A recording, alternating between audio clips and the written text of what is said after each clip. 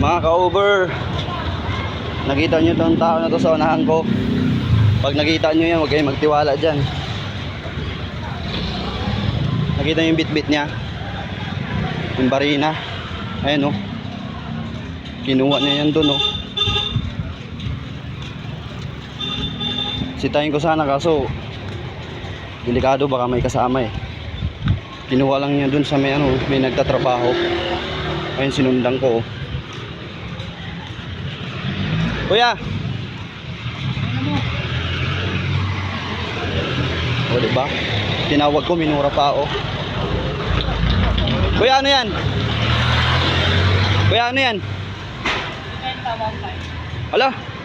1.5? Binibinta niya 1.5. Anong tatak ng...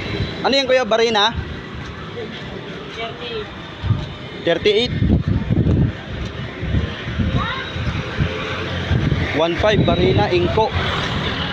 Kinuha niya lang dun sa ano, may nang-construction doon, oh. Grabe. Mga ano tong tao na to, may tato.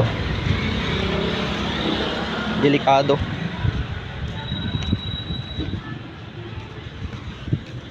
Bilis maglakad, oh. Bilis maglakad, mga ka-over. Ayun, oh, grabe. Bit-bit niya talagang lakas ng loob. Ayun, oh, bit-bit niya, oh. Ayun, oh. Binibinta na 1.5. Aba. Sigurado may bibili nun, bago pa yung parina na yun, oh.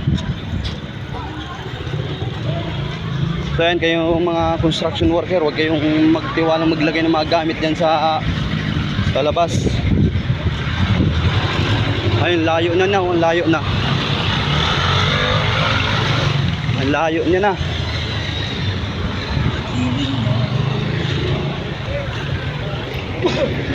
Ang bilis maglakad. Oh. Pag nakita nyo yan, may tato siya sa ano, kanang braso niya, oh. Mga may bit-bit pa atang ice pick, ah. Ayun, paliko na siya sa eskinita, oh. Mga construction worker, huwag kayong maglagay ng mga gamit sa ano, sa labas-labas, baka masalisihan kayo.